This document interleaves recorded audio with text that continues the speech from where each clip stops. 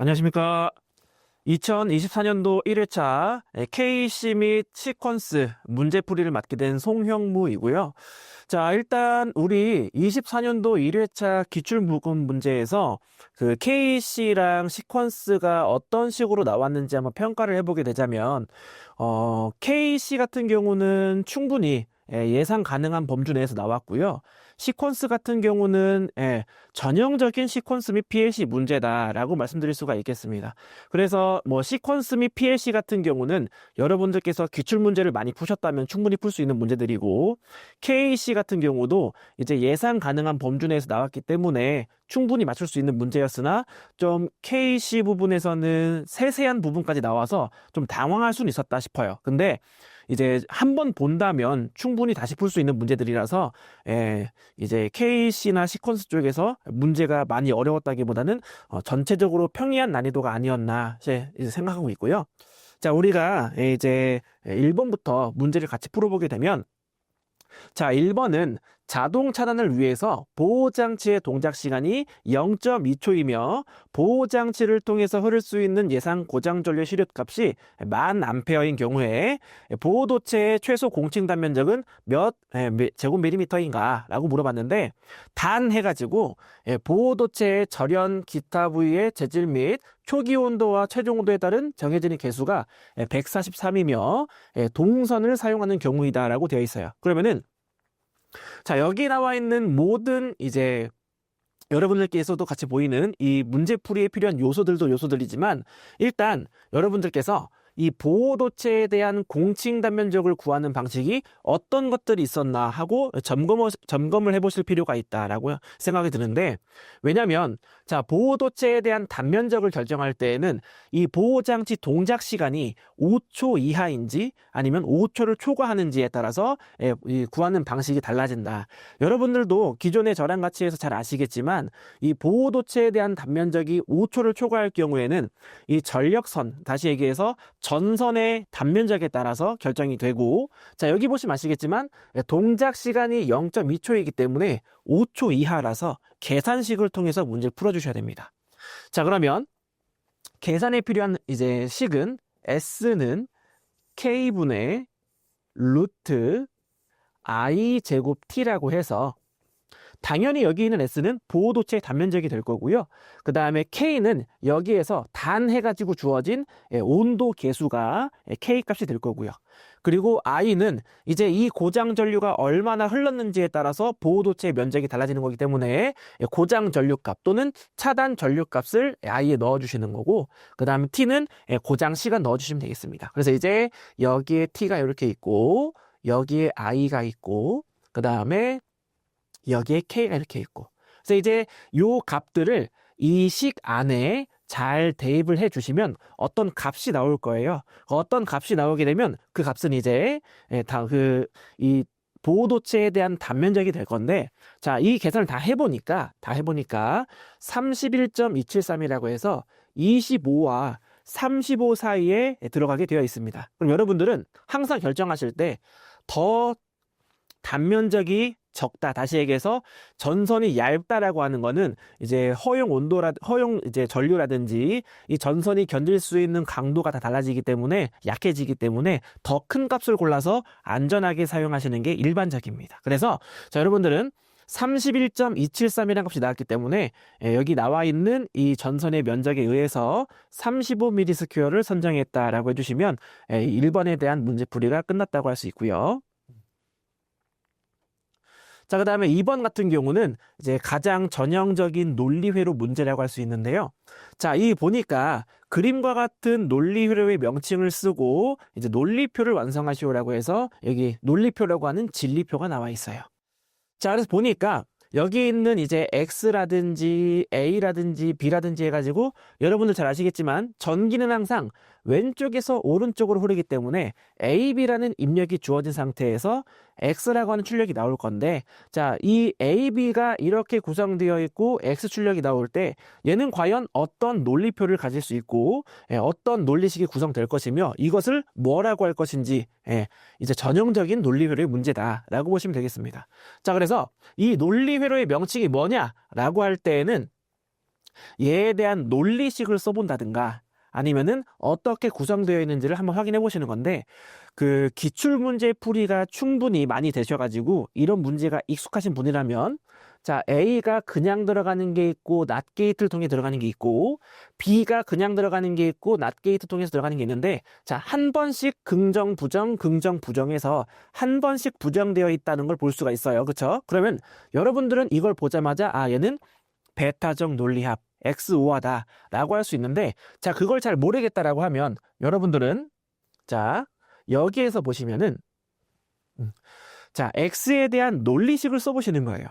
자, 원래 이제 잘 아시면 여기서부터 쭉 그냥 써도 상관없거든요. 근데 제가 이 문제 푸는 요령에 대해서 말씀드려보자면, 자, 출력에서부터 거꾸로 가시면 조금 번거롭긴 하지만 정확히 쓸 수 있습니다. 자, 지금 X라고 하는 거는, 자, 1번과 2번이 요렇게 곡선이 만나는 게 X가 되는데, 여러분들 곡선은 우리가 O하다 라고 얘기하고요. 자, 그 다음에 자, 1번을 따라가 보니까 3번 입력과 4번 입력이 직선으로 만나는데, 직선은 우리가 AND라고 얘기하고요. 마찬가지로 2번을 따라가 보니까 5번과 6번이 직선으로 만나는데, 이것 또한 AND가 되겠죠. 그래서 자, 차근차근 써보게 되면 X는 1번, 5와 2번이 될 거고요.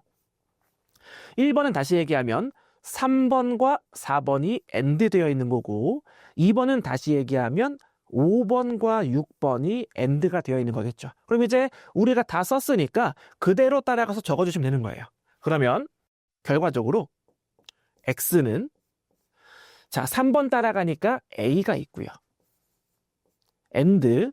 자, 그 다음에 4번 따라가니까 B는 B인데 낫 게이트를 통해서 반전이 되어 있다 보니까 바를 붙여줍니다. 그래서 B에 바가 되고요. 우와. 자, 그 다음에 5번을 따라가 보니까 B가 되고, 그 다음에 6번을 따라가 보니까 A는 A인데 낫 게이트를 통해서 반전이 되어 있다 보니까 바를 붙여주십니다. 자, 우리가 원래 여기 있는 이 순서대로 적는다면 이제 얘를 B and A 바라고 적는 게 맞을 수도 있으나, 여러분들 1 곱하기 2나 2 곱하기 1이나 순서는 상관없다는 거죠. 그죠? 그래서 이제 보기 좋게 AB 해가지고 요렇게 작성해 주시면은, 자, B가 한 번 부정되고 A가 한 번 부정되기 때문에, 자, 한 번씩 차례대로 부정된 것을 뭐라고 한다? 베타적 논리합이라고 한다라는 거죠. 그래서 자, 논리회로의 명칭이라고 하는 건 일반적으로 우리가 한글 단어로 써주시는 게 명칭이 됩니다. 그래서 얘는 베타적 논리합이다라고 말씀하시는 거고, 자, 그 다음에 얘에 대한 논리식을 쓰라고 했는데, 자, 얘가 무엇인지 파악을 하기 위해서 이미 우리가 적어버렸어요. 그쵸? 자, 논리식은 A and B 바와 A 바 and B라고 말씀드릴 수가 있고, 자, 그 다음에 논리표를 적어라 라고 하면, 자, 베타적 논리합에 대한 가장 일반적인 설명은 우리가 이렇게 얘기합니다. 서로 다른 입력에서만 출력을 발생하는 회로다 라고 해서, 자, 여기 보시면 0, 0 입력이 같고요. 1, 1 입력이 같죠. 근데 우리 X, O와는 서로 다른 입력에서만 출력을 발생하기 때문에, 자, 같을 때에는 출력이 발생되지 않고요. 서로 다를 때에만 출력이 발생하는 회로. 이걸 이제 우리가 X, O라고 한다라는 거예요. 자, 근데 잘 보면 여러분들 이제 이것도 요령인데, X에 대한 출력을 발생하기 위해서는 이러한 논리식이 필요하다는 거예요. 자, 근데 자, 바가 붙어 있는 거는 B접점이면서 0을 의미하고요. 그 다음에 바가 없는 건 A접점을 의미하면서 1이 됩니다. 그러면은 얘는 1, 0에 해당하고 얘는 0, 1에 해당할 거예요.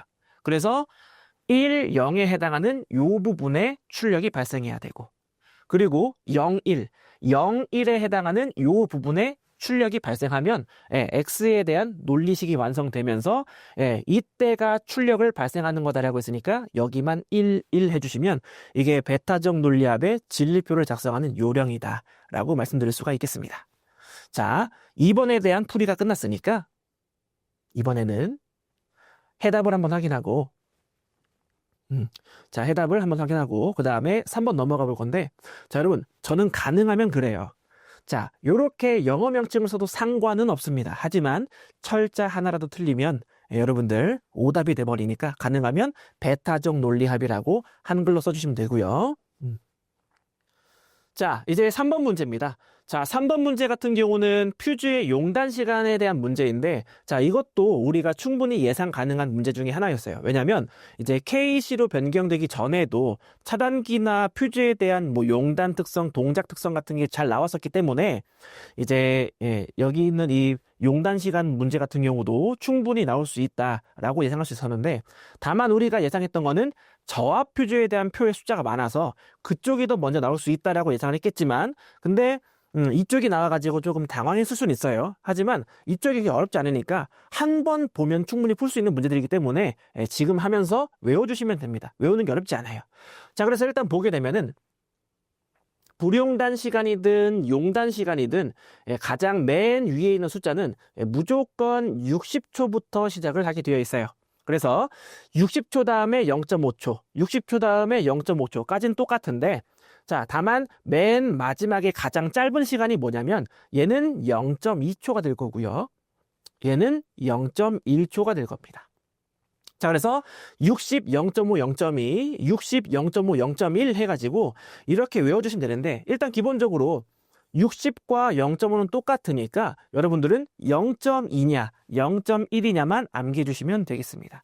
자, 그래서 보면은 얘는 불용단 시간, 녹지 않고, 녹아서 끊어지지 않고 버티는 시간 얘기하는 거고, 얘는 용단 시간이라고 해서 녹아서 끊어지는 시간 얘기하는 건데, 아무튼 얘는 세 글자, 아무튼 얘는 두 글자니까 글자 수가 더 많죠. 더 많으니까 얘는 0.1이라고 해서 큰 걸 가져가는 거고, 얘는 0.1초 작게 가져갑니다. 근데 이걸 봤을 때, 자, 0.2, 0.1 외우는 것까지는 좋다 이거예요. 그럼 이제 이 위치가 어떻게 되냐라고 물어볼 수 있는데, 자, 잘 보시면, 자, 불용단 시간 같은 경우는 4배, 8배, 10배, 뭔가 딱딱 떨어지는 구간에 있고, 그 다음에 용단 시간 같은 경우는 6.3배, 12.5배, 19배, 뭔가 숫자가 애매하죠. 그죠? 그래서 이제 홀수로 되어 있는 것들은 용단 시간, 그 다음에 짝수로 되어 있는 것들은 불용단 시간이다라고 생각해 주시면 돼요. 그래서 이제 아무튼 60, 0.5 어쩌고, 60 어쩌고, 0 어쩌고는 똑같은데, 짝수에서 60, 0.5, 0.2 해주시고, 홀수에서 60, 0.5, 0.1 해주시면 이 표를 채우는 게 그렇게 어렵지 않다라고 제가 말씀드리고 있는 거고요. 마찬가지로 잘 나와 있고. 자, 그래서 4번을 보게 되면요. 4번은 이제 송풍기용 유도전동기를 운전할 건데, 자, 전동기 옆에서도 할 수 있고 멀리 떨어져 있는 제어실에서도 운전할 수 있게끔 하는 시퀀스를 완성하라고 되어 있어요. 자, 근데 단 해가지고 이제 선의 접속이나 미접속은 이 예시와 같이 하라고 되어 있는데, 이게 왜 그런 거냐면은, 이게 최근엔 크게 상관이 없는데 예전에는요, 접속이 되어 있다라고 할 때는 그냥 그림을 그리고, 미접속이 되어 있을 때는 이렇게 해서 건너뛰는 이런 이 모양을 그려줬어요. 근데 이렇게 알고 있는 사람도 있고 이렇게 알고 있는 사람도 있는데, 이거를 통일하기 위해서 이렇게 그려라라고 얘기한 거니까 여러분들은 이렇게 그리시면 안 되는 거예요. 아시겠죠? 이게 아니라 여기 나와 있는 대로 접속이 되어 있다면 접속점을 반드시 찍어 주셔야 되고, 접속이 되어 있지 않다면 교차는 되지만 접속점을 찍으면 안 된다는 겁니다. 아시겠죠? 자, 그러면 자, 이제 이게 문제인데요. 자, 전자 개폐기에는 주접점 외에 자기유지 접점이 부착되어 있다라고 되어 있는데, 이게 왜 그런 거냐면은, 자, 여기 있는 전동기를 제어하는 주회로에 쓰이는 접점을 주접점이라고 하는데, 이 주접점 외에 이 전동기를 이제 계속 운전시키기 위한 자기유지가 있다라고 한 거예요. 왜 그런 거냐면은, 전자 개폐기라고 하는 마그네틱 스위치 MS는 MC라고 하는 전자 접촉기와 THR이라고 하는 열동 계전기가 조합되어 있는 게 전자 개폐기이기 때문에, 이 전자 접촉기에서 사용하는 보조 접점 A 접점을 이용해서 자기 유지를 그려라 라고 얘기하는 거고요. 그 다음에 도면에 사용되는 심벌에는 약호를 반드시 기록해라 라고 되어 있어요. 왜냐면은 이게 어떤 모양에 대해서 어떤 그 기구에 대한 접점인지를 표시를 해야 되기 때문에 반드시 적어주는 게 원칙이기도 하고요. 그 그 다음에 사용되는 기구는 누름 버튼 스위치, 우리가 흔히 푸시 버튼 스위치라고 하는 PB 2개를 쓰고, 그 다음에 전자코일 MC 1개, 그 다음에 자기유지 접점 1개다라고 되어 있고, 그 다음에 누름 버튼 스위치는 기동용 접점과 정지용 접점이 있는 것으로 한다. 이 말이 왜 나오냐면, 사람마다 해석을 할 때 누름 버튼 스위치니까 뭐 A 접점 하나씩 쓰겠지라고 할 수 있는데, 여기 보면은 기동용과 정지용, 다시 얘기해서 A 접점으로 쓰는 것과 B 접점으로 쓰는 게 하나의 기구에 들어있는 거다라고 얘기해 준 거예요. 왜냐면은 우리가 운전만 하는 게 아니고 정지도 해야 되기 때문에 어디는 운전만 하고 어디는 정지만 하고, 이 말이 안 되잖아요. 현장에서도 정지와 운전이 가능해야 되고 제어실에서도 운전과 정지가 가능해야 되기 때문에 우리가 스위치 2개를 쓸 때 둘 다 기동용과 정지용 둘 다 있는 걸 쓴다라고 얘기하는 거예요. 그러면 이제 우리가 뭘 알아야 하냐라고 하면, 여기서 봤을 때 현장과 제어실 모두 운전을 시켜야 하는데, 이때 A 접점을 어떻게 구성할 것인가를 한번 생각해 보시는 거예요. 그러면 일반적으로 생각을 할 때 여기에 A 접점이 요렇게 존재를 할 거고 여기에 A 접점이 요렇게 존재를 할 건데, 얘네가 직렬로 연결되어야 할 것인가 병렬로 연결되어야 할 것인가를 생각할 수 있는데, 일단 답이 아닌 것부터 하자면, 자, 요렇게 해서 얘네가 직렬로 연결되어 있다라고 가정을 해볼게요. 자, 이럴 경우에는 자, 여기 스위치와 여기 스위치가 동시에 눌려야지만 전동기가 동작을 하게 되어 있어요. 근데 이렇게 되면 현장과 제어실이 통화하면서 자, 셋둘 하나 하면 동작 말이 안 되잖아요. 그렇죠? 그러니까 여기는 항상 우리가 운전을 시킨다라고 할 때는 병렬로 구성하는 게 가장 일반적이고요. 그 다음에 자, 여기 아래쪽에다가 제가 이렇게 B접점을 한번 그려볼게요. B접점. 자, B접점을 그릴 때 답이 아닌 것부터 말씀드리자면, 자, B접점을 요렇게 병렬로 구성한다라고 가정을 해봤을 때, 자, 이때는 제가 여기를 누르더라도 이쪽을 통해서 계속 전류가 들어갈 거고, 여기를 누르더라도 이쪽을 통해서 계속 전류가 들어갈 거기 때문에 항상 오프 버튼 스위치, 정지 스위치는 직렬로 구성을 해주셔야, 그래야 이제 전류가 차단되면서 멈추는 겁니다. 그래서 자, 잘 보시면요, 자, 요렇게 답안이 구성되어 있어요. 자, 그래서 보니까 자, PBS ON하고 PBS ON하고 지금 요렇게 구성되면서 병렬로 구성이 되어 있고요. 그 다음에 PBS OFF하고 PBS OFF 해가지고 이 두 개의 스위치는 직렬로 구성이 되어 있습니다. 자, 근데 여기 있는 MC라고 하는 접점이 동작하기 위해서는 반드시 MC에 대한 코일이 있어야 돼요. 그래서 문제에서도 아까 전에 뭐라고 했냐면은 코일이 있다고 그랬죠. 왜냐면 이 코일이 여자가 돼서 전자석이 되어야 접점을 잡아 당기니까. 그래서 이제 여기 코일을 달아주면서 회로가 완성이 됐다라고 말씀드릴 수가 있습니다. 다만 여기서 한 가지 더 고려할 건 뭐냐면은, 직렬로 구성되어 있다고 해서 여기서부터 시작하시는 게 아니에요. 왜냐면은 여기서부터 시작될 경우에는 이렇게 연결된 상태에서 이렇게 갔다가 다시 와서 연결되는 거기 때문에, 그러면은 이렇게 다시 와가지고 얘가 이렇게 연결되면 여기 전선이 지금 세 가닥이 돼버리죠. 세 가닥. 우리 항상 모든 공사는요, 가장 경제적으로 하게끔 되어 있어요. 그래서 여기는 지금 보면은 요렇게 한 가닥, 요렇게 한 가닥, 두 가닥밖에 안 들어가죠. 그렇죠? 그래서 이제 이렇게 외우시면 돼요. 항상 가장 오른쪽에서 B접점이 시작한다라고 하시면은 여기서부터 진행이 되니까 가장 경제적이 될 겁니다. 그리고 웬만하면은 이러한 자기 유지 접점, 다시 얘기해서 MC에 대한 접점은 MC가 있는 곳에 같이 그려주세요. MC가 있는 곳에 같이 그려주시면은 정답이 됩니다. 이렇게 그려줄 수 있고. 자, 이번에는 5번 해가지고 이제 전형적인 한국 전기설비 규정에 대한 문제인데요. 자, 상주 감시를 하지 않을 때 변전소는 어떤 전압을 가지고 운용이 될 것인가라고 나와 있는 거예요. 근데 여기는 아마 예상하신 분이 많이 없을 겁니다. 너무 세세한 부분이라서 여기까지 신경 쓰신 분 없으실 텐데, 근데 한 번 보면 어렵지 않으니까 외우실 수 있습니다.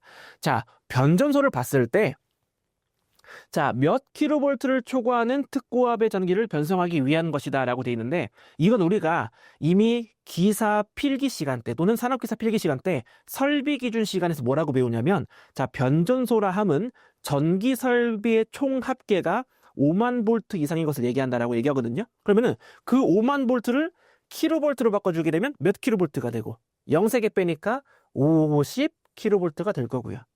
다만 이 밑에 같은 경우는 상시 감시하지 않기 때문에 이제 원격 감시하기 때문에 여기는 170 킬로볼트 이하의 변압기를 사용한다 이렇게 얘기해 주시면 됩니다. 자, 다시 여기 보시면은 자, 변전소를 해가지고 가장 일반적인 내용을 얘기할 때는 그때는 이제 우리가 50kV 얘기하는 거고 원격 감시 제어가 된다라고 하면 170kV라고 말씀해 주시면 됩니다. 어렵지 않죠? 자, 그리고 마지막 6번. 자, 이것도 PLC의 가장 전형적인 문제인데요. 자, 이거 같은 경우는 PLC 문제가 전형적이긴 하지만 좀 상대적으로 어렵게 나왔다라고 할 수도 있어요. 왜냐면은 보통 요즘 추세는 여기 정도면 다 끝나요. 이렇게. 요 위쪽 정도면 끝나는데 아래가 한 칸 더 추가됐다라고 했어요. 그래서 이제 제가 어렵다고도 할 수 있다라고 하는 이유가 뭐냐면 어렵다기보다는 좀 번거로워진 거죠. 그렇죠?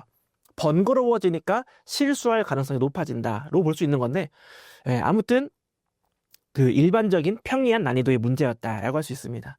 자, 보면은 이 PLC에 대한 이제 레더 다이어그램을 보고 이제 명령어를 완성하라고 되어 있는데 저랑 같이 이론을 진행하신 분들은 이걸 얘기할 때 시작은 무조건 로드라고 배웠을 거고 그 다음에 엔드, 오아 로드, 엔드 로드 여기는 not 이렇게 하고 출력은 아웃이라고 배웠을 거예요.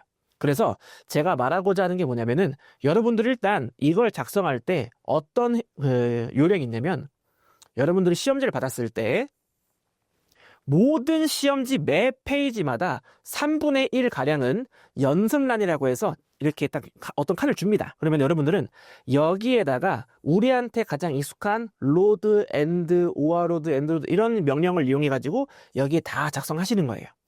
그래서 다 작성이 끝난 후에는 이제 여기에서 다 밑줄 쳐가면서 여기 나와 있는 명령어로 다 치환시켜 주시고 그 다음에 치환된 명령을 보고 답안으로 옮겨 적어 주시면 돼요. 자, 그래서 이제 이 과정을 저랑 같이 한번 진행해 보실 건데 자, 일단 보시면요. 이 PLC에서 명령어를 작성해가는 과정은요. 우리가 유접점 시퀀스에서 논리식을 빼는 과정과 똑같아요. 자, 그럼 보면은 제가 뭐라 그랬냐면 그 유접점 시퀀스에서 논리식을 빼는 요령은 접속점을 통해서 그룹을 나누라는 거였어요. 자, 그러면 여기 보시면 여기와 여기 사이에 접속점이 존재하고 있고요. 여기와 여기 사이에 접속점이 존재하고 있고 그 다음에 이 사이에 요놈이 이렇게 존재하고 있죠. 그러면은 이걸 가지고 우리 어떻게 볼 수 있냐면은 자, P000과 P010, M000과 M001이 서로 간에는 직렬 연결되어 있지만 그룹 간에는 병렬 연결되어 있는 걸 알 수가 있고 그 다음에 여기 있는 요 출력은 이 두 개가 병렬 연결된 후에 바로 작성이 됐고요. 그 다음에 여기 있는 이 출력은 직렬로 이 두 개가 연결된 후에 직렬로 비접점이 추가가 되어 있다는 걸 알 수 있어요. 자, 그래서 이 과정을 적어보게 되면 이렇게 얘기할 수 있죠. 맨 처음에 자 P000을 먼저 로드시킨 다음에 그 다음에 P010이 AND가 될 거고요. 다만 AND는 AND인데 무슨 접점이니까 비접점이니까 AND not이 될 거고 그 다음에 또 불러옵니다. 뭐를? M000을 불러와서 또 새로운 그룹을 만들어 주는 거예요. 그래서 이제 이 두 개는 그룹 간에 무슨 연결? 병렬 연결이니까 오화로도 써주시는 거고. 자, 그래서 이러한 요령을 토대로 같이 한번 진행해 볼게요. 자, 일단 우리 항상 전기는 왼쪽에서 오른쪽, 위에서 아래로 가기 때문에 맨 처음 시작하는 곳은 가장 좌측 상단부터 만들어 가시는 거예요. 자, 여기 있는 요 그룹을 먼저 만들어 볼게요. 자, 제가 여기다가 0번 해가지고 맨 처음에 로드라고 불러올게요. 로드. 자, 로드라고 해서 누구 불러올 거냐면은 P000을 불러올 거예요. 그 다음에 자, 요 그룹이 아직 안 끝났죠. 그렇죠? 직렬로 P010이 연결되어 있기 때문에 자, 1번 해가지고 AND는 AND인데 직렬로 연결되어 있긴 하지만 비접점이기 때문에 not을 써주시고 여기에다가 P010이라고 해볼게요. P010. 자, 그 다음에 우리가 얘네를 그룹 간의 병렬 연결해주기 위해서는 이 그룹이 먼저 작성이 돼 있어야 돼요. 그래서 제가 여기를 만들어 볼 건데 얘는 2번 스텝 그래가지고 다시 불러올게요. 로드에서 불러올 거예요. 누구를? M000을 불러올 거고요. 자, 그 다음에 자 아직 안 끝났어요. 자, M000의 직렬로 M001이 연결되어 있습니다. 그래서 3번 스텝에서 제가 AND하고 붙여줄 거예요. 근데 A 접점을 B 접점을 B접점이기 때문에 여기다가 not하고 붙여주신 상태에서 M001이라고 해주시고요. 자, 그러면은 여기에 위에 있는 이렇게 해볼까요? 여기를 A, 여기를 B 각각의 그룹이라고 해보게 되면 여기가 A 그룹이 되고 여기가 B 그룹이 되었으므로 이 두 개의 그룹을 무슨 연결?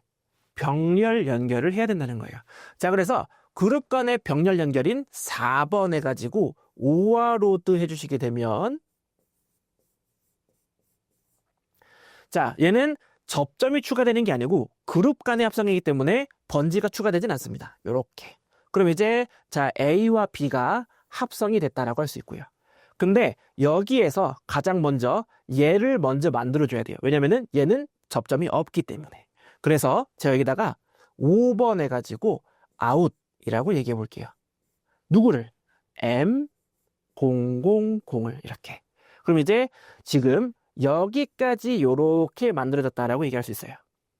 근데 여러분 잘 아시겠지만 PLC라고 하는 거는 명령어가 들어가게 되면 로드가 아닌 이상 반드시 기존에 작성되어 있던 거에 추가가 되게 돼 있습니다. 그래서 지금 여기까지는 여기까지 요렇게 만들어진 거기 때문에 여기에다가 직렬로 B접점을 추가해 주게 되면은 그럼 이제 여기까지 완성되는 거예요. 자, 그럼 이제 우리가 기존에 만든 거에서 B접점을 직렬로 병렬로 추가하기 때문에 여기다가 AND라고 할 건데 다만 무슨 접점이니까 B접점이니까 not을 붙여주십니다.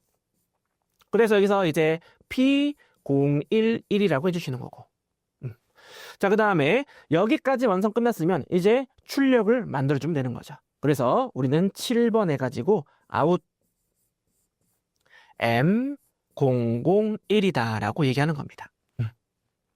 그럼 이제 위쪽에 대한 내용 끝났고요. 그럼 이제 우리가 또 밑에서 새로운 내용 만들어야 되는데 새롭게 시작하니까 접점을 다시 불러와야 돼요. 로드. 자, 로드 진행해볼게요. 로드. 자, 아까 전에 7번 스텝이었으니까 여기는 8번 스텝 해가지고 이번에는 로드 새롭게 불러올게요. 누구를?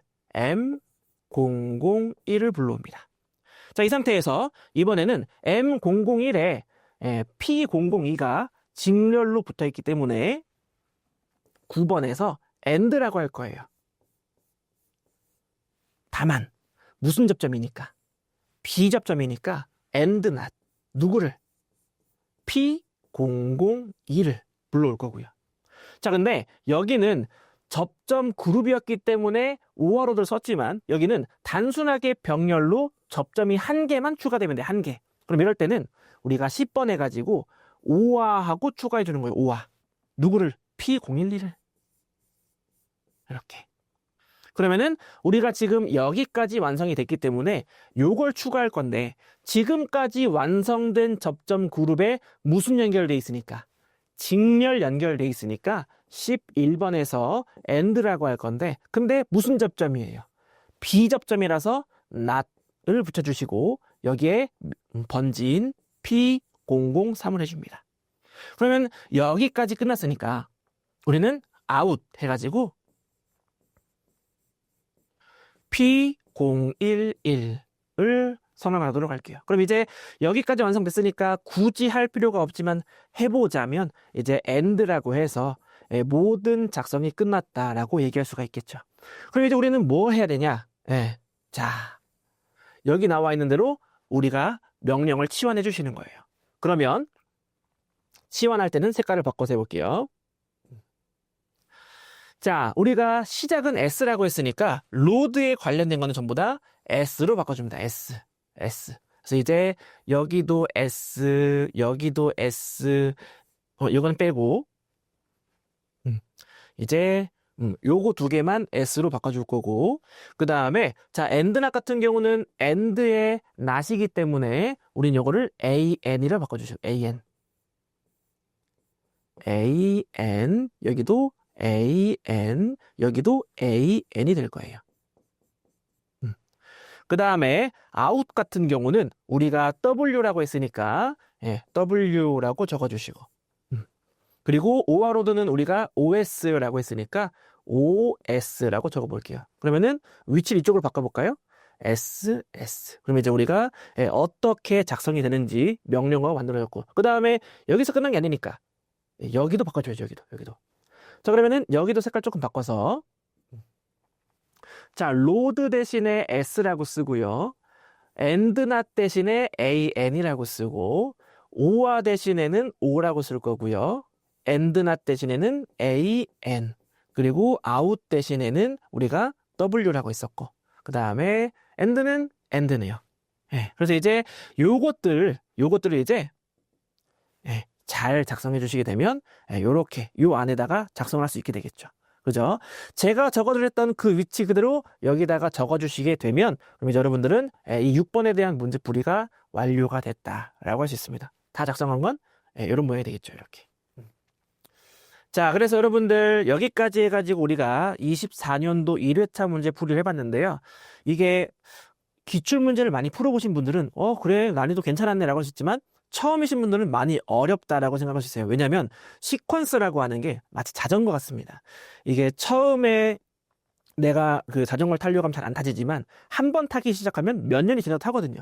시퀀스도 마찬가지예요. 시퀀스도 처음엔 어려운데 한 번 이해하면 문제 푸는 거는 그 다음부터 술술 풀리기 때문에 익숙해질 때까지만 계속해서 반복 숙달만 해주신다면 시퀀스만큼 쉬운 것도 없으니까, 더더군다나 요즘 갈수록 추세가 이제 시퀀스 쪽으로 해가지고 시퀀스 및 PLC 쪽으로 해가지고 한 12점 정도, 13점 정도 나가고 있으니까 그걸 버릴 수 없잖아요. 그걸 꼭 챙겨 가시려면 연습 많이 해주셔야 됩니다. 자, 아무튼 여러분들 지금까지 문제 푼다고 너무 고생 많으셨고, 자, 이번 시간은 여기서 마치겠습니다. 고생하셨습니다. 문제 7번입니다. 문제 7번을 보시면 85년, 95년, 12년, 24년 자주 출제가 되어 있습니다만, 문제 접근은 그렇게 어렵지 않는 난이도 하급 문제입니다. 우선 전열기 보아가 50W 배가 뜨는데 역률이 없습니다. 그렇다면 이 회로의 등가 회로들을 그려보면 50W일 때 저항값이 나와집니다. P는 R분의 V제곱의 시리즈, R은 P분의 V제곱입니다. P가 50W, 전압은 100V 보합니다. 요걸 계산했는 저항값이 200ohm이 나왔습니다. 그래서 등가 회로를 고치면 A바의 저항 RA는 200ohm입니다. 아울러 P바의 저항값 R는 P분의 V제곱, P가 100W입니다. 전압은 100의 제곱이니까 이 저항을 계산하면 100ohm입니다. RB, B바의 저항은 100ohm입니다.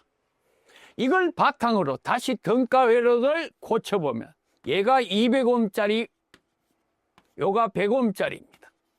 아울러 여기 인가전압이 단선되었으니까, X점에서 단선되었으니까 인가전압이 200V입니다.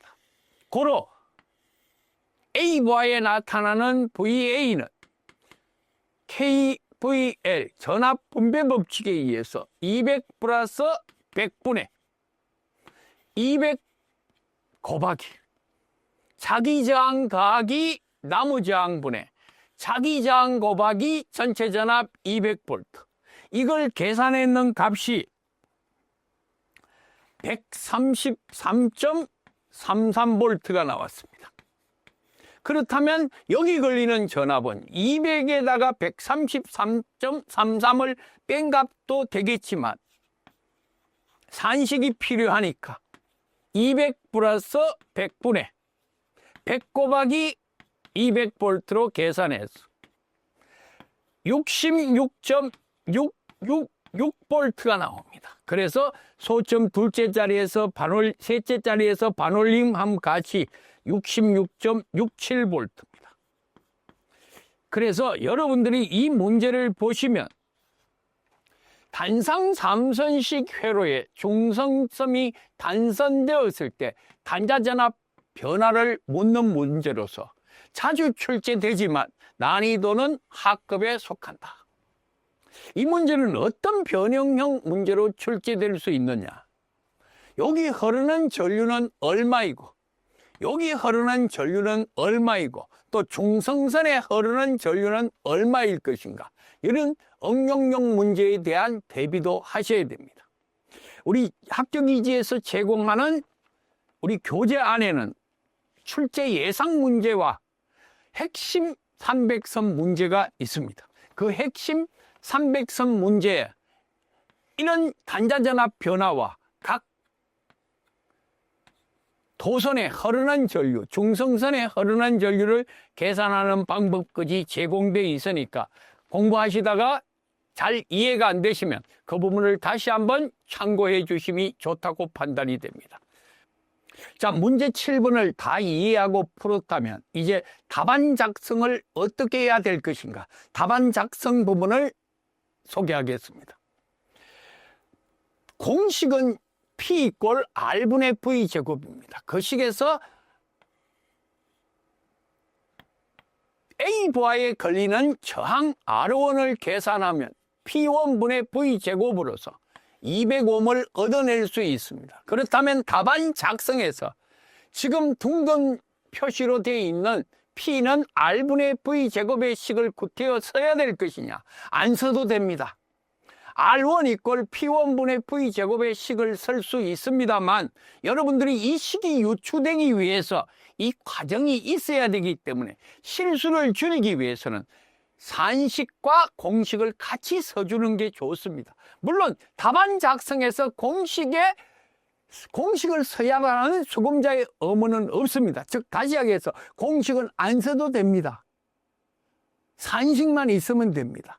그런데 우리 수금자 입장에서는 공식을 알아야 산식을 틀리지 않게 유도할 수 있으니까 저는 늘 우리 학생들에게 꼭 공식을 쓰고 산식을 쓰라고 그렇게 말씀드리고 싶습니다. 아울러 R2도 P2분의 V 제곱의 식으로서 100옴이 나왔습니다. 그래서 등가회로를 고쳐보면 A 부하 200옴, B 부하 100옴, 여기에 200볼트를 가했는데 X점이 단선되면서 A 부하와 B 부하가 전압 분배 법칙에 의해서 자기 저항 더하기 나무 저항분의 자기 저항 곱하기 전체 전압으로서 133.33볼트를 얻어내고 B점 전압은 자기 저항 더하기 나무 거분의 자기 거 곱하기 역시 200볼트 전압 분배 법칙에 의해서 66.666볼트가 나오는데 소점 셋째 자리에서 반올림하여 66.67볼트가 나왔습니다. 그래서 A 부하는 133.33볼트, B 부하는 66.67볼트의 답을 차분하게 작성만 해주면 됩니다. 8번 문제입니다. 8번 문제는 출제 연도는 24년입니다만 이 문제는 전기기사, 산업기사나 공사기사에서 자주 출제됐던 관연도 출제 문제입니다. ELB, 누전 차단기입니다. 성격을 정리해보면 1. 충격파, 부동작형입니다. 충격파가 들어왔을 때는 동작하지 않고 누전 전류의 크기에 의해서만 동작하라. 2번 전격 감도 전류가 30mA, 습기가 많은 장소, 지금처럼 욕조라고 확실히 제시되어 있었을 때, 욕조라고 완전히 제시되어 있을 때는 그거의 반이 15mA로 규정되어 있습니다. 세 번째, 전격 차단 시간 0.03초입니다. 충격파 부동작형으로 전격 감도 전류 30mA, 전격 차단 시간 0.03초. 여기서 여러분들이 잘 생각해야 되는 것은 전격 감도 전류가 30ml다. 인체 저항이 3,000ohm입니다. 3,000ohm 저항에다가 누설 전류 30mA를 곱하면 이게 혼촉 전압입니다. 단위가 mA니까 3,000 곱하기 30 곱하기 10의 마이너스 3성을 하면 90V의 혼촉 전압이 나타납니다. 일반적으로 건강한 남성일 때 신체의 인체 저항이 3,000ohm, 내 몸에 누설 전류 30mA가 흐르면 90V의 혼촉 전압이 가해집니다. 그 순간 0.03초 이내 전로가 차단되면 그 혼촉이 됐다 하더라도 인체는 감전으로부터 예방할 수 있는 게 바로 ELB, 누전 차단기의 기본 동작 원리입니다.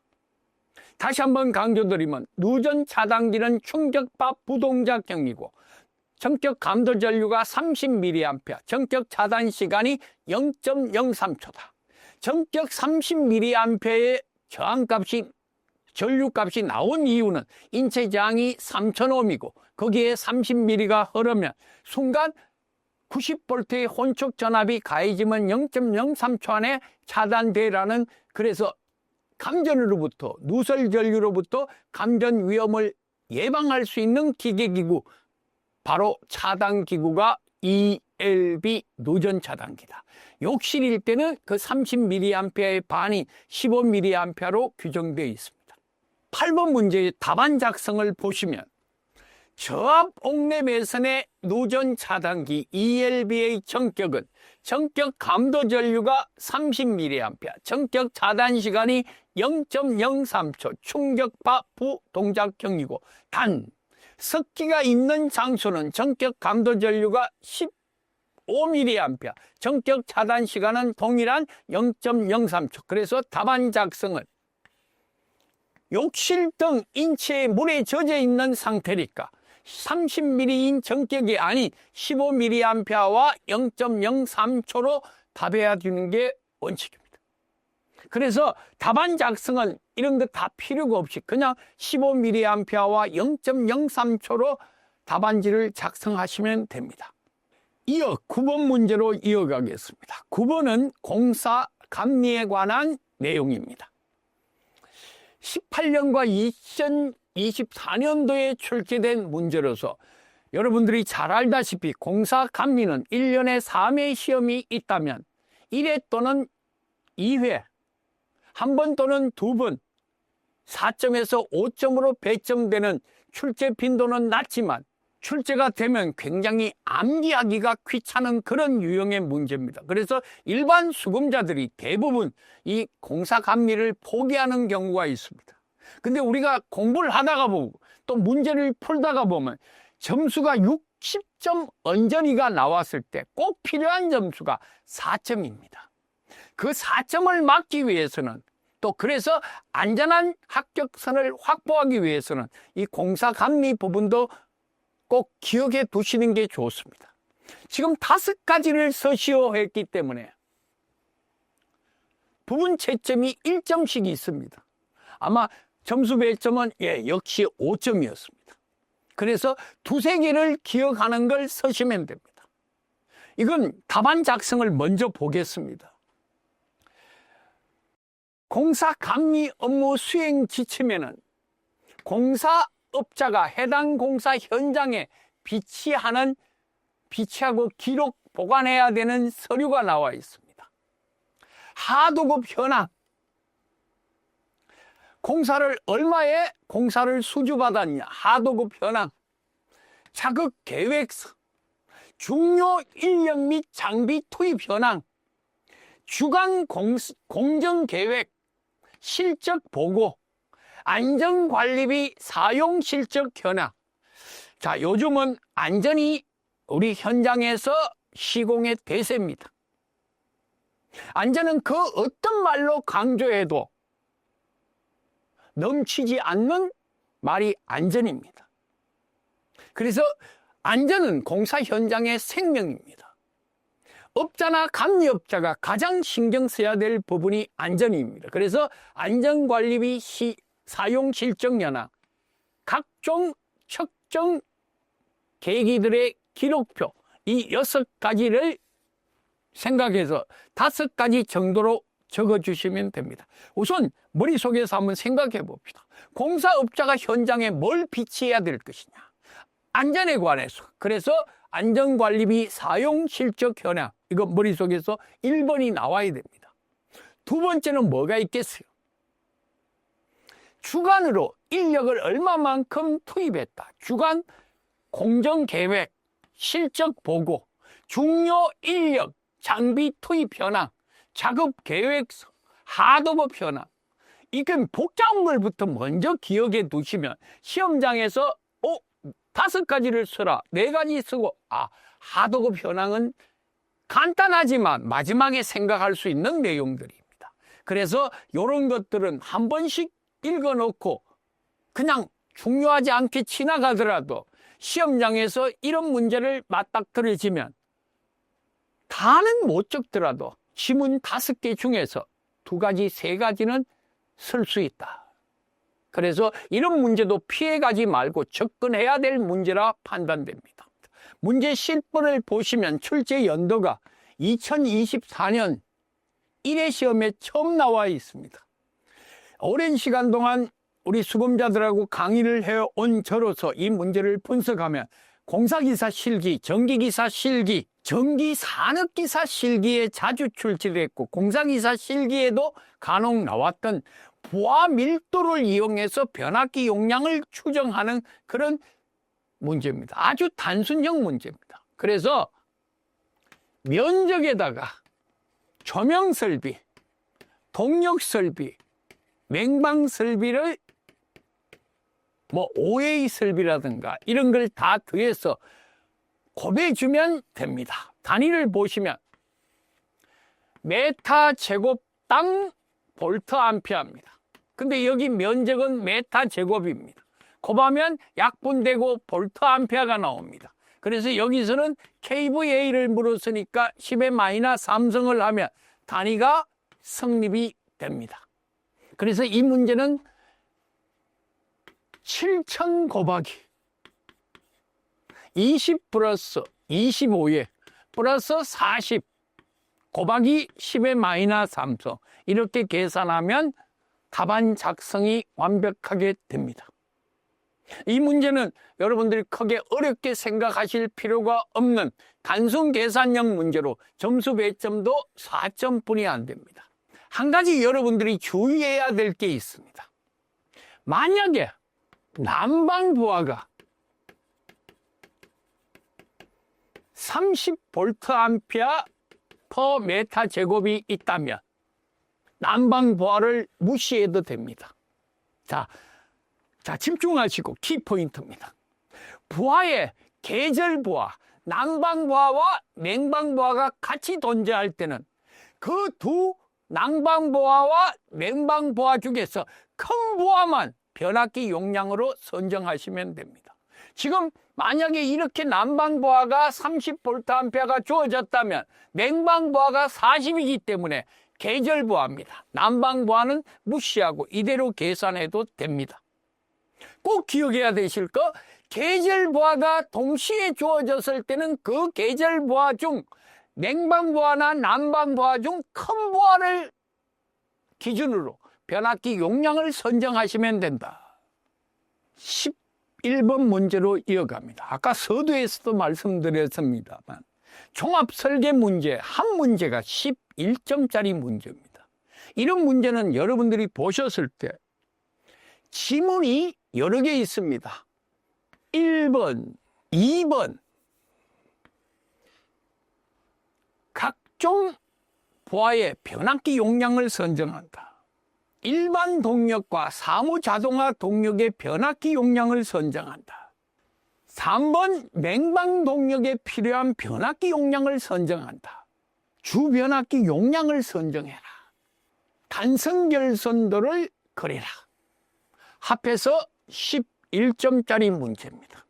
그래서 11번은 복합 설계형 문제로서 문제 하나하나를 차례대로 풀고 앞에 문제가 틀리면 뒤에가 틀리는 도미노처럼 문제의 답이 앞에 게 맞아야 뒤에 게 맞아지고 마지막으로 단성결선도도 각 변압기 보아 용량이 맞아야 옳은 그림을 그릴 수 있습니다. 그래서 이 11점은 부분 채점도 있겠습니다만 거리가 하나 틀리면 다 틀린다는 생각을 가져야 됩니다. 문제의 난이도는 어렵지 않습니다. 수검자의 주의성이 이 문제의 정답률을 높이는 가장 중요한 키포인트입니다. 자, 1번부터 해석하겠습니다. 인텔리전트 빌딩의 등급별 추정 용량이 다음과 같다. 0등급, 1등급, 2등급, 3등급 인텔리전트 빌딩에 필요한 보아 용량이 메타 제곱당 보아 밀도가 나와 있습니다. 우리는 이 문제가 10,000메타 제곱인 인텔리전트 빌딩 2등급입니다. 그러면 2등급의 보아 용량을 찾아가지고 변압기 표준 변압기 표가 나와 있습니다. 그래서 조명 보아 아까 면적이 얼마입니까? 10,000메타 제곱입니다. 곱하기 앞쪽으로 잠시 가보겠습니다. 조명은 2등급이 22입니다. 아울러 콘센트는 5고 사무자동화가 34, 일반 동력 45, 냉방 동력 43, OA 8입니다. 그래서 157입니다. 근데 이 157은 얘를 다 더하면 157이 나옵니다. 그건 중요한 게 아니니까 답안 작성으로 가서 물었는 지문에 조명과 콘센트, 사무 자동화 기기는 조명 콘센트 만에다가 22를 곱해서 10의 마이너스 3성을 하면 220V가 나옵니다. 아울러 만에다가 콘센트가 메타 제곱당 5입니다. 50kVA가 나왔고 OA가 34에 역시 똑같은 방법으로 총 더한 값은 1537입니다. 이건 총보합니다. 그런데 이 변압기를 군을 나눠야 됩니다. 어떻게 나누느냐는 지문에 따라서 나누어주면 됩니다. 조명, 콘센트, 사무자동화를 한 뱅크로 할 것이냐, 어떻게 할 것이냐에 대한 것은 문제 지문에 읽어보면 됩니다. 한번 보겠습니다. 첫 번째, 조명, 콘센트, 사무자동화 기기에 필요한 변압기 용량을 선정해라. 각종 기기의 수용률은 0.7이고 뭐일 때? 조명 콘센트일 때 0.7, 냉방 동력일 때 0.5. 여러분들이 보시는 바와 같이 수용률이 다 다릅니다. 그걸 구분을 잘 하십시오. 단 조명 콘센트 사무자동화 기기는 삼상 변압기 한 대로, 일반 동력과 사무자동화 동력 역시 삼상 변압기 한 대로, 냉방 동력도 삼상 변압기 한 대로. 그러면 보아가 몇 개 나옵니까? 3개가 나오네요. 그렇다면 우선 처음부터 보겠습니다. 주변압기가 이렇게 있고 MTR이 있습니다. 메인 변압기. 그 다음에 이 변압기를 보호하는 차단기 CB가 있을 거고, 분기가 3개로 나누어집니다. 그 분기 갭배기는 PF를 일반적으로 사용을 합니다. 프라이머리 컷아웃, 1차측 보호장치입니다. 그 다음에 변압기가 이렇게 있습니다. 이게 바로 조명 콘센트 사무자동화입니다. 조명 콘센트 사무자동화. 그 다음 두 번째 게 일반 동력 사무자동화 동력. 일반 동력 사무자동화 동력. 사무자동화 동력. 마지막이 냉방 동력입니다. 냉방 동력. 그렇다면 일단 주변압기 용량부터 찾아야 되고, 분기 조명 콘센트 사무, 일반 동력 사무 자동화 동력, 냉방 동력의 변압기 용량을 각각 찾아주면 됩니다. 그러면 이 문제의 1번부터, 소지문 1번부터 답안 작성을 보겠습니다. 변압기 용량은 일반 전등, 조명 콘센트 사무자동화 요걸 집어넣어서 0.7의 수용률을 곱하니까 427 kVA가 나왔습니다. 그러면 요거는 용량이 500입니다. 여기 변압기 용량이 500 kVA입니다. 그림을 그릴 때, 단성결선도를 그릴 때 이 변압기 용량은 500이다. 다음 두 번째를 보겠습니다. 두 번째는 일반 동력 사무자동화 동력입니다. 일반 동력 사무자동화는 앞에서 표에서 계산한 대로 480과 50입니다. 계산한 값이 0.5, 265 kVA 변압기가 필요합니다. 그래서 이 변압기 용량은 300 kVA입니다.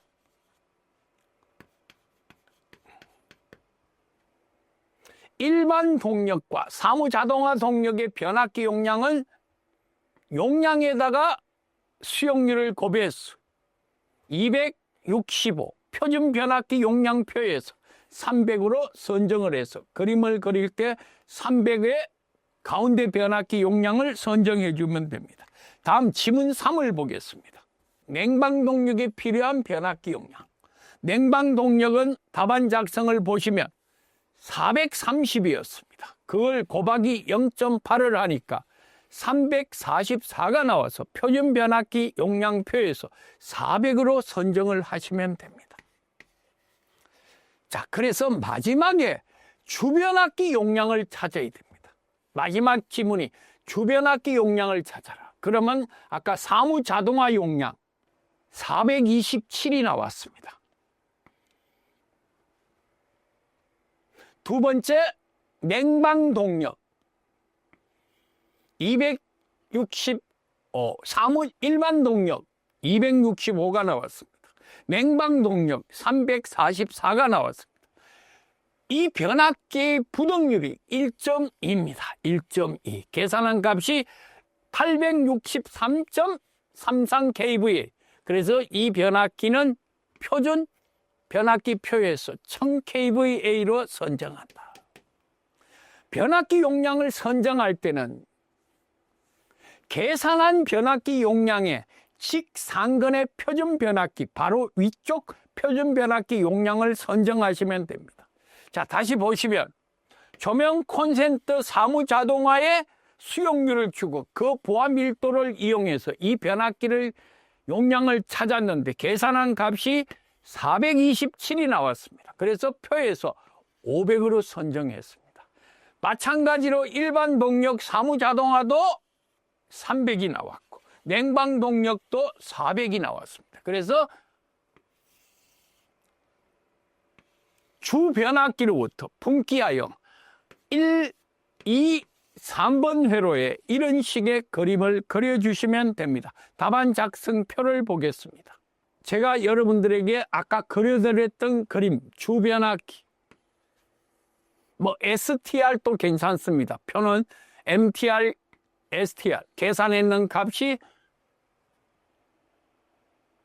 1000이었습니다.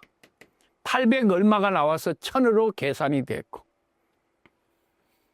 콘센트 조명 사무자동화 기기는 아까 계산값이 427이 나와서 표준 변압기 500으로 계산했고, 아울러 일반 동력, 사무 자동화 동력도 똑같이 계산을 했습니다.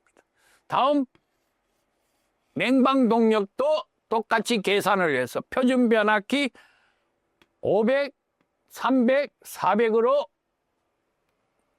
PF가 1차 척을 보호하는 시스템으로 그림을 단선결선도를 그렸습니다. 그래서 해설란에 보면 주 보호장치는 12다. 분기 개폐기에는 분기 부하는 PF로 보호했다. 이렇게 나와 있습니다. 이거는 수금자 임의로 하셔야 됩니다. 그래서 시험지 조건에서 주보는 12로 하고 분기는 PF라는 말이 없습니다. 이거는 수금자의 능력에 의해서 그림을 그려줘야 됩니다. 물론 배점도 이게 굉장히 높은 배점, 11점 중에서 거의 5점 정도 이상 차지하는 그런 점수, 나머지 빼면 6점입니다. 6점을 갖고 이 변압기를 계산하는 그런 식 문제입니다. 그래서 부분 채점을 하더라도 단선결선도를 그리는 것이 가장 중요한 문제의 핵심 포인트다. 단선결선도를 그릴 때 수금자 입장에서 주변압기와 분기 변압기 용량을 찾는데 보호장치를 뭘 둘 것이냐, 이런 거에 대한 고민이 깊어집니다. 꼭 기억해 두셨다가 어떤 문제가 나오더라도 당황하지 말고 지금과 같이 주변압기는 12, 주 보호장치는 12를 쓰고 분기는 PF로 보호한다. 12번 문제입니다. 2024년도 첫 출제가 됐다고 표시가 되어 있지만 형태는 첫 출제고 OCR, GR, OVR은 자주 출제됐던 문제입니다. 과전류 계정기, GR, 지락 계정기, 접지 계정기, OPR, 결산 계정기, OVR, 과전압 계정기, PWR, 전력 계정기. 바로 이 문제는 답안 작성 모드로 가겠습니다. OCR, 과전류 계정기, GR, 지락 계정기, OPR, 결산 계정기, OVR, 과전압 계정기, PWR, 전력 계정기입니다. 아울러 여기서 조금 더 보실 게 27번 UVR, 부족전압 계정기, GR에 S가 붙어서 SGR, 선택 지락 계정기. 이 두 가지를 더 포함해서 한 7, 8가지 정도는 계정기의 약호와 명칭은 꼭 기억해 두셔야 됩니다. 다음 문제로 이어가겠습니다. 역시 2024년도에 첫 출제되는 신경량 문제입니다. 램프 전압이 200V, 소비 전력이 1000W, 램프에서 발생되는 광속이 2000루멘. 이때 램프 효율은 얼마인가? 램프 효율을 물었습니다. 뭐를 쓰라 했습니까? 반드시 단위를 쓰라. 반드시 단위를 쓰라 했습니다. 단위는 뭐겠어요? 와트에 대한 루멘을 표시해라. 램프 효율의 단위입니다. 이게 이제 어렵지 않지만 신경량 문제입니다. 와트에 대한 루멘이다. 그래서 이 부분은 소비 전력이 1000W짜리입니다. 1000W에서 나오는 정광속이 2000루멘입니다. 그래서 간단하게 계산하면 2 와트 루멘 퍼 와트, 2 루멘 퍼 와트. 계산은 쉬운데 단위를 반드시 쓰라 했기 때문에 여러분들이 당황할 수 있는 그런 유형의 문제입니다. 우리 핵심 요약에 보시면 조명에서 단위, 효율, 조도, 휘도, 광상 발산도 이런 용어 해설과 기본 공식, 수평면 조도, 수직면 조도에 관한 공식들이 나와 있기 때문에 그 부분을 또 참고하시면 이 문제는 쉽게 해석이 될 수 있습니다. 문제를 풀다가 갑자기 막혔다든가 신경량 문제가 나왔을 때는 강의를 듣기 전에도 마찬가지입니다. 여러분들은 핵심 문제의 기본 이론과 문제 응용형 문제를 보시면 쉽게 접근이 가능하도록 되어 있습니다. 우리 책의 구성이 여러분들이 충분히 혼자서 독학을 하면서 신경량 문제도 충분히 대비해서 시험 현장에서 고득점을 얻을 수 있도록 책을 완전히 꾸며놨습니다. 아울러 본인의 능력을 테스트해 보기 위해서 책 뒷부록에 1회, 2회, 3회 문제를 줘놨고 그 문제의 답은 우리 홈페이지에 들어오셔서 신청을 하시면 언제든지 여러분들에게 답안을 상세하게 제공하도록 되는 시스템까지 만들어져 있습니다. 14번 문제, 08년도, 13년도, 24년도인데 이 문제는 주로 전기기사, 산업기사에서 자주 출제됐던 문제입니다. 그런데 한전과 계약 전력을 할 때 최대 전력을 어떻게 환산할 것이냐, 이건 한전과 수영가의 계약 관계에 관한 문제입니다. 이 부분은 한전 공급 규정에서 이런 계약 전력에 대한 수용률 적용 여부의 표가 나와 있습니다. 그래서 용량이 900kg다. 900kg에 대해서 처음 75에 대해서 수용률을 100으로 하라. 1입니다. 다음 75에 대해서 0.85, 85%로 하라. 그 다음 75%에 대해서 역시 0.75로 계산하라.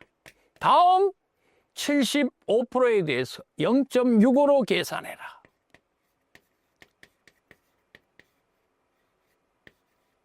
그 다음이 문제입니다.